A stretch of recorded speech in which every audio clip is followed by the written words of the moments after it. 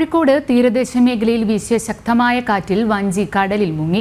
വെളയിൽ ഹാർബറിൽ നിർത്തിയിട്ടിരുന്ന മദ്ഹാവ് എന്ന വഞ്ചിയാണ് പുലർച്ചെ 5 മണിയോടുകൂടി തകർന്നത്.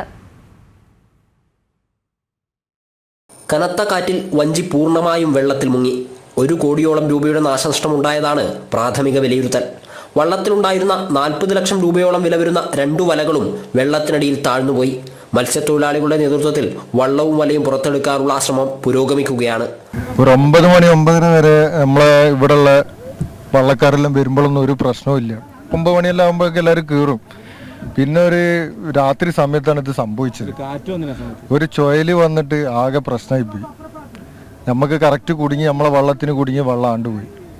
ഒരുപാട് പൈസൻ്റെ നഷ്ടമാണ്. ഒരുപാട് പൈസ കടവും കള്ളിയൊക്കെ വാങ്ങിയിട്ടാണ് നമ്മളിതൊക്കെ ആക്കുന്നത്.